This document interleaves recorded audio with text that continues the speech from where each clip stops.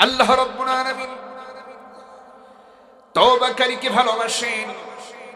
নবীজিকে প্রশ্ন করা হয়েছে, ইয়া রাসূলুল্লাহ, তওবাকারীকে আল্লাহ পাক কেমন ভালোবাসেন?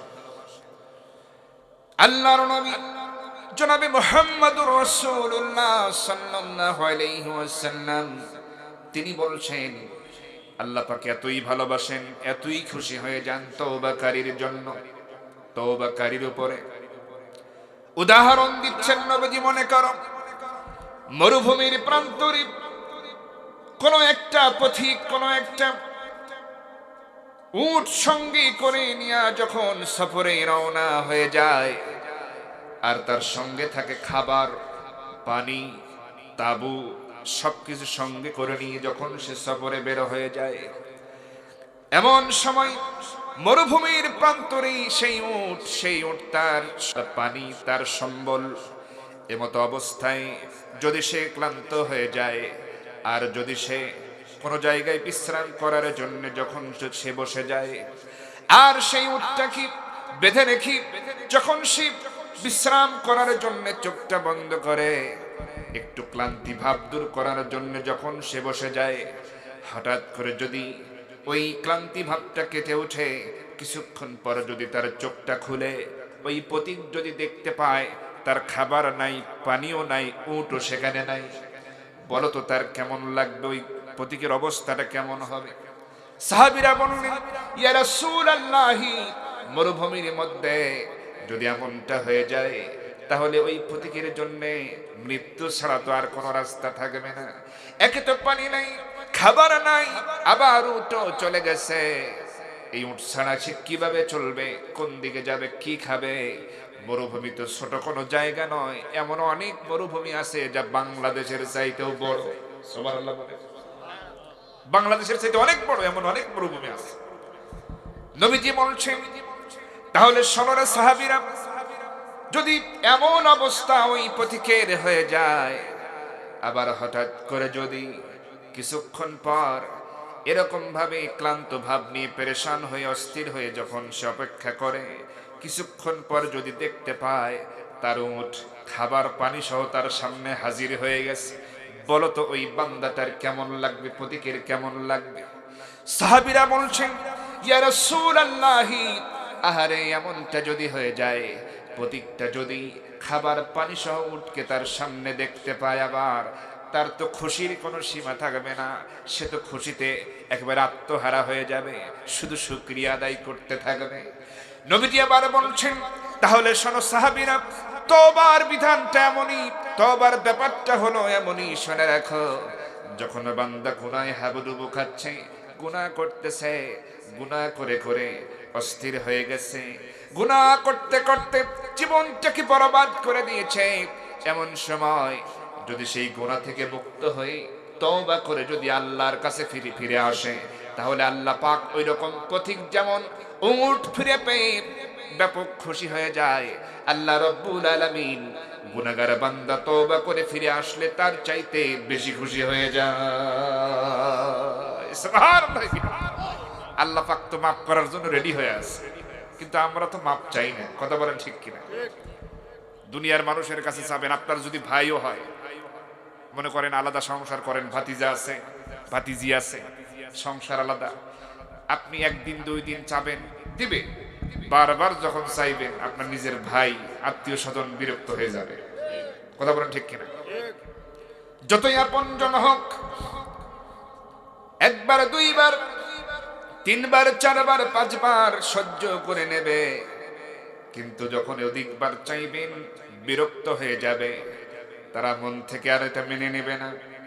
কিন্তু আল্লাহর সিস্টেম হলো উল্টা, আল্লাহর কাছে যদি বান্দা না চায়, আল্লাহ রাগ করে ফেলে। সুবহানাল্লাহ। আল্লাহ বলেন বান্দি আরো বেশি করে চা, কিন্তু আমরা তো চাই। কথা বলে ঠিক কিনা? মানুষ বেশি চাইলে আর যেন না চায়, সেজন্য আমার কাছে আর না আসে। আর আল্লাহ বলে যত চাবি আমার দেওয়ার জন্য রেডি হয়ে আছে, চাস না কেন? हर हमेशा देने को तैयार है, हर हमेशा देने को तैयार है जो न मांगे उससे ओ बेजार है। আল্লাহ রাব্বুল আলামিন যখন আল্লাহ পাক সব সময় হার হামেশা সব সময় দেওয়ার জন্য রেডি হয়ে আছেন, আর যারা মাপ চায় না তার কাছে চায় না, जो ना मांगे যে মাপ চায় না उससे ओ बेजार है, আল্লাহ রাব্বুল আলামিন তার প্রতি বেজার হয়ে যায়। তাহলে আমরা সে আল্লাহর কাছে চাইবো না? গুনাহ থেকে আমরা পানাহ চাই কি চাই না? আজকে মানুষ কত অপরাধ করতেছে, অন্যায় করতেছে, কেউ মাপ চায় না, কেউ ভুল স্বীকার করতে চায় না। কথা বলেন ঠিক কিনা?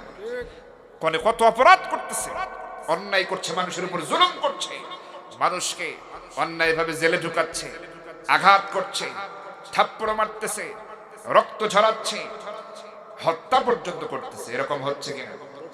তবু অনুশোচনা নাই, অনুশোচনা নয় নাই তাদের ভিতরে। তাহলে অনুশোচনাই যদি না থাকে তাহলে তওবা কিভাবে হবে?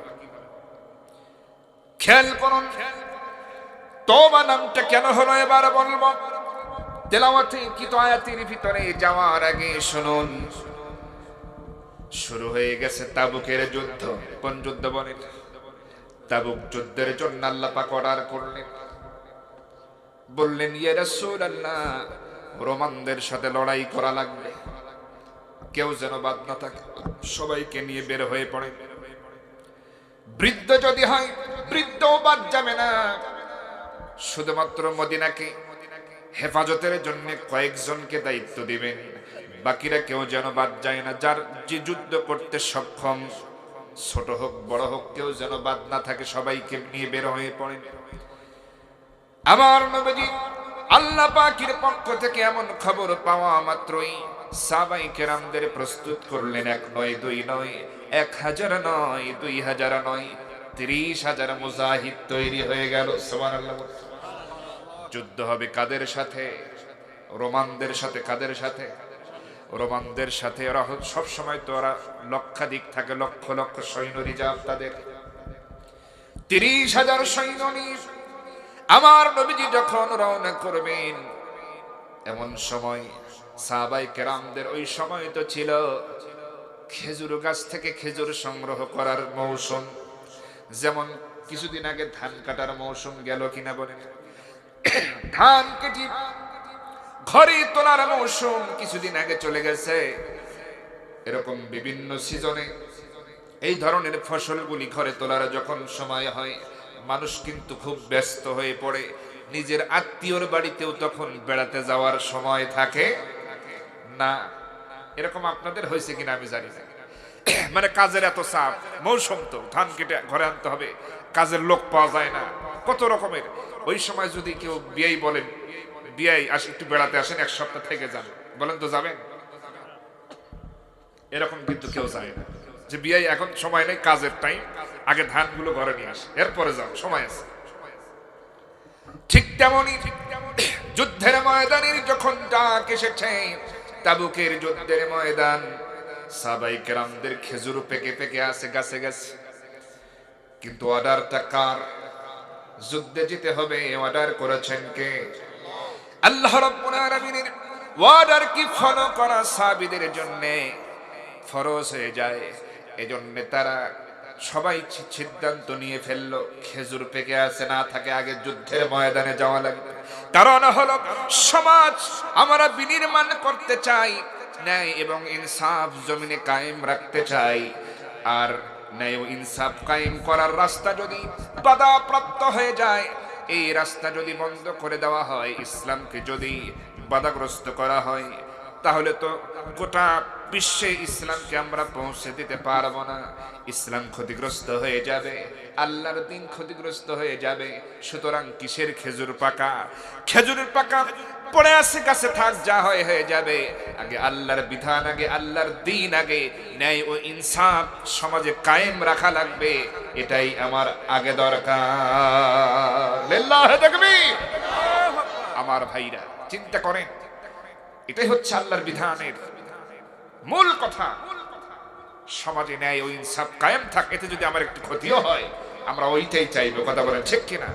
সমাজে সব ধরনের ন্যায় বিচার প্রতিষ্ঠিত থাক।